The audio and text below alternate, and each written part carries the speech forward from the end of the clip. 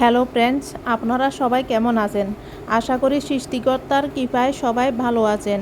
ভালো থাকুন, সুস্থ থাকুন এবং নিরাপদে থাকুন এই কামনা করি। আজকে কাতলা মাছের মাথা দিয়ে একটি ভিন্ন রেসিপি রান্না করলাম। বলেন তো বন্ধুরা, এটা কি হতে পারে? আমি জানি আপনারা অধিকাংশই বলবেন যে এটা লাউ, কিন্তু এটা লাউ না বন্ধুরা। এটা কিন্তু অন্য একটা জিনিস। এটা দেখতে হুবাহু লাউর মতো হলেও এটা কিন্তু লাউ না। প্রশ্নটা আপনাদের কাছে রয়ে গেল, না পারলে পরে দিতে উত্তর দিতেছি আর স্ক্রিনেও দিয়ে দিচ্ছি। আপনারা চিন্তা করে দেখুন বন্ধুরা। এই ফাঁকে আমি কাতলা মাছগুলো মাথাগুলো ভালো করে ধুয়ে লবণ হলুদ দিয়ে মেখে নিয়েছি। দেখেন বন্ধুরা, কাতলা মাছের থেকে মাথার সাইজটা অনেক বড় হয়। এই কারণে থালাটা একেবারে ভর্তি হয়ে গেছে মাথা একটা দিয়ে। এখন কাতলা মাছগুলোকে তেলের মধ্যে মুচমুচে করে ভেজে নিব। এদিকে এটিকেও কেটে পাতলা পাতলা করে কেটে নিব।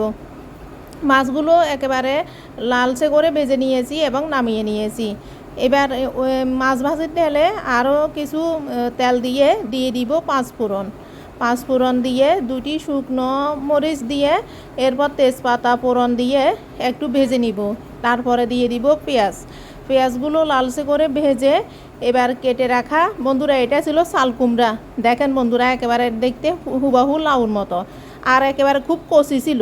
এই কারণে বিচিগুলো ফেলা লাগে নাই। আপনারা যদি একটু বড় সাইজের আনেন তাহলে বিচিগুলো ফেলে দিবেন। বিচিগুলো সহ খেতে ভালো লাগে না। এটা কচি থাকার কারণে পাতলা পাতলা করে কেটে নিয়েছি, বিচি ফেলানো লাগে নাই। এবার ওই মশলা কষিয়ে নিব। প্রথমে লবণ হলুদ মরিচ এবং 1 চামচ আদা পেস্ট দিয়ে এবং সামান্য পরিমাণ পানি দিয়ে মশলাটি কষিয়ে নিয়েছি যতক্ষণ পর্যন্ত না উপরে তেল বেশি উঠে।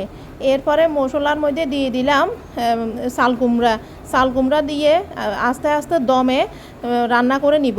পানি আর দেওয়া লাগবে না, চাল কুমড়া থেকেই যথেষ্ট পানি দেখেন বন্ধুরা বের হয়ে গেছে। এবার ঢাকনা চাপা দিয়ে বারবার করে নেড়ে দিব এবং ভালো করে কষিয়ে নিব।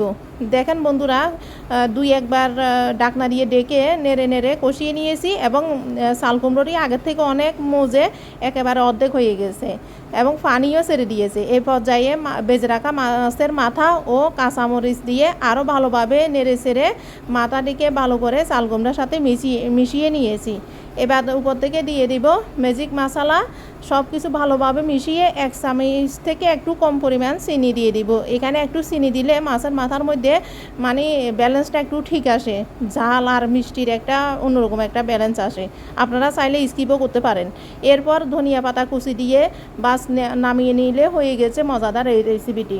বন্ধুরা, মাছের মাথায় এমনি আলু দিয়ে ডাল দিয়ে তো অনেক রান্না করেছেন। এভাবে চাল কুমড়ো বা অন্য কিছু দিয়েও রান্না করে, অন্য সবজি দিয়ে রান্না করলেও খেতে ভালো লাগে। আপনারা চ্যানেলটিকে সাবস্ক্রাইব করে পাশে থাকার অনুরোধ রইল এবং দেখার জন্য অসংখ্য ধন্যবাদ।